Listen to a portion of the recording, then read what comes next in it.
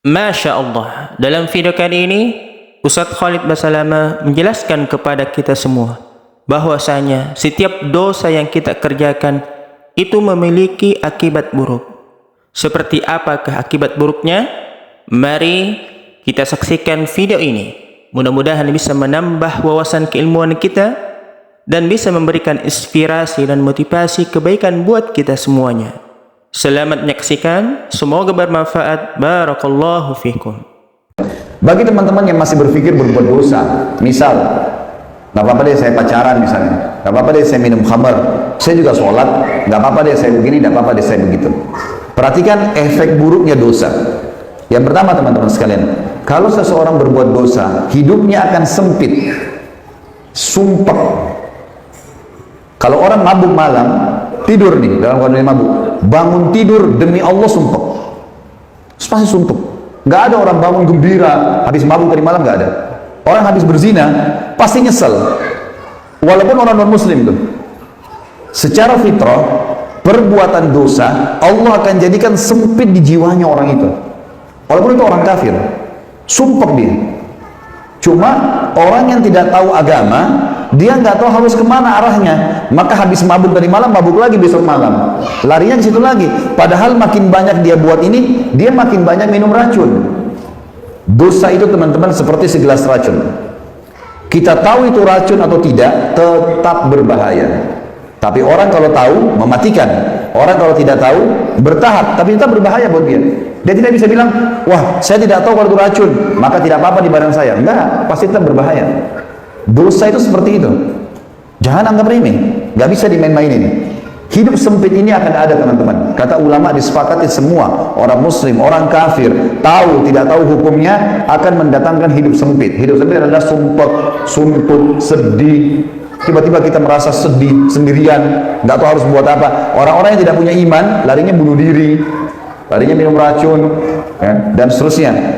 Allah berfirman dalam surah Toha, ini efek pertama, efek buruk dari dosa adalah hidup sempit, sumpek, suntuk, sedih, gangguan yang terjadi dengan kerabat, pendamping, ya. Sampai sebagian ulama salaf bilang, saya tahu saya punya dosa kalau tiba-tiba saya lihat istri saya berubah dengan saya, tunggangan saya, kuda yang saya mau naikin berubah. Kita mau jalan, mobil kita tiba-tiba kempes bannya, ada apa nih? Muhasabah coba. Tiba-tiba ini, tiba-tiba itu. Karena orang kalau tidak ada dosanya, itu mulus semua, lancar semua itu. Karena Allah janjikan orang yang bertakwa akan diberikan jalan keluar dalam hidupnya. Berarti orang lawannya yang berdosa sempit jalannya, susah. Allah berfirman dalam surah Toha, surah nomor 20 ayat 124. Teman-teman yang pegang Quran dibuka ya. A'udzubillahi minasyaitonirrajim. Wa man a'rada 'an dzikri fa inna lahu ma'isyatan dankan wa nahsyuruhu yaumal qiyamati a'ma. Dan barang siapa yang berpaling dari peringatanku, kata Allah, sengaja berbuat dosa, maka sungguhnya baginya penghidupan yang sempit, sumpek, sedih, suntuk. Dan kami akan menghimpunnya pada hari kiamat kalau tidak sempat taubat dalam keadaan buta, tidak melihat. Yang kedua teman-teman, orang yang berbuat dosa dipastikan oleh Allah kalau dia tetap ngotot dalam kesalahannya. Kalau dia tahu itu salah, dia segera bertobat, itu bagus. Tapi kalau dia tidak tahu itu dosa atau dia tidak mau tahu, tetap aja berbuat dosa, maka akan menjadi penyebab kesesatan dan jauh dari petunjuk. Dia makin jauh dari keimanan, jadi nggak bisa khusyuk sholat. Teman-teman di sini maaf yang hadir, kalau masih sholat tidak bisa khusyuk, berusaha nggak bisa khusyuk, coba istighfar kepada Allah. Ada dosa yang mengganjal tuh. Kalau dosa kita sudah dibersihkan teman-teman, kita akan khusyuk sholat, kita akan tersentuh kalau baca Quran, nangis nanti itu. Kalau itu belum terjadi berarti masih ada dosa yang mengganjal. Coba istighfar terus, taubat kepada Allah, karena masih ada yang ganjal. Allah berfirman, Allah yang maha kaya telah berfirman dalam surah Al-Ahzab surah nomor 33 ayat 36. A'udzu billahi minasyaitonir rajim. Wa ma kana lil mu'minin wala mu'minatin idza qada Allahu wa rasuluhu amran yakun lahumul khiyaratu min amrihim wa may ya'sillaha wa rasulahu faqad dhalla dhalalan mubina.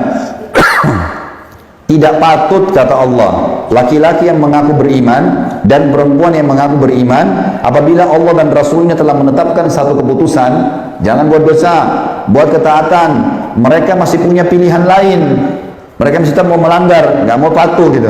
Maka kata Allah, barang siapa yang mendurhakai Allah dan Rasulnya, tetap mau berbuat dosa, dia sudah tahu itu dosa, maka sungguh dia telah sesat dengan kesesatan yang nyata.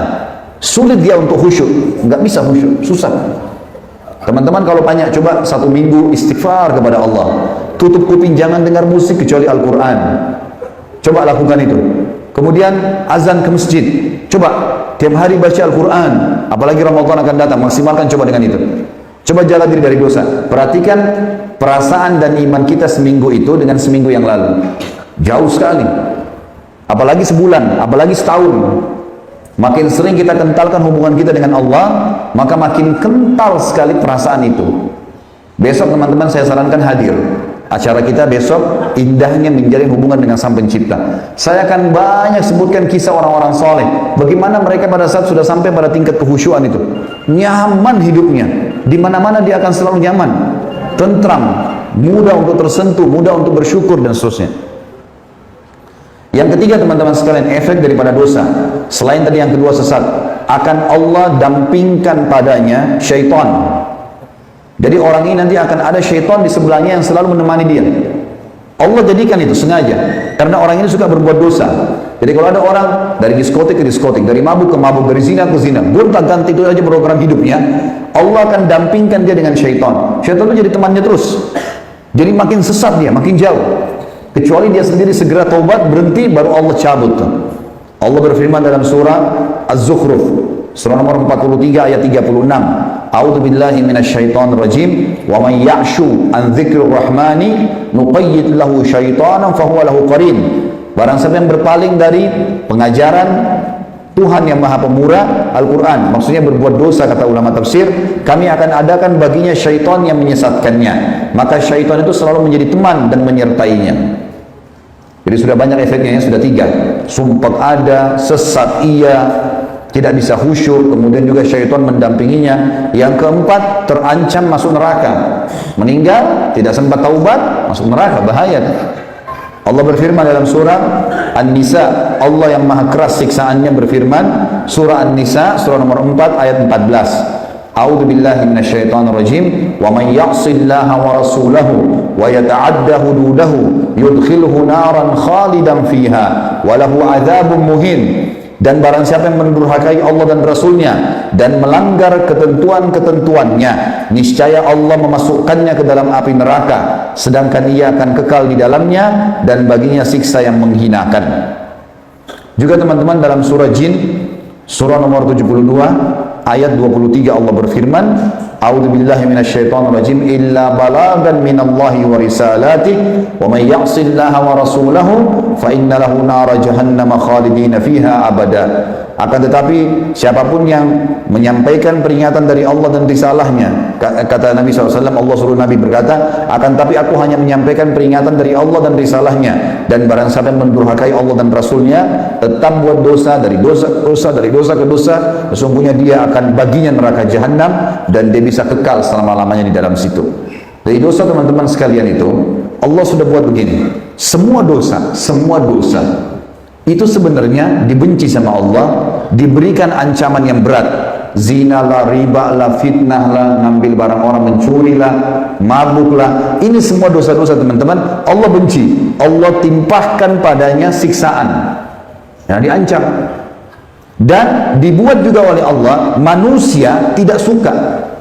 Kalau ada orang hidup di tengah-tengah kita suka durhaka sama orang tuanya, bantah-bantah ibu sama ayahnya, suka fitnah, suka ghibah, suka mencuri, suka berzina, suka ganggu istri orang, suami orang, ini semua dibenci oleh manusia secara alami.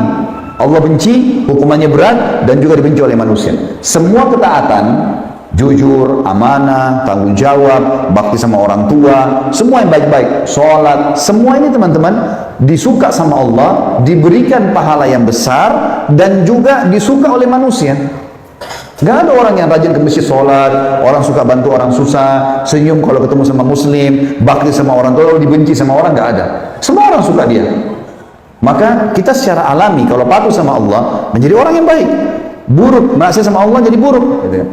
Harus difahamin poin ini teman-teman.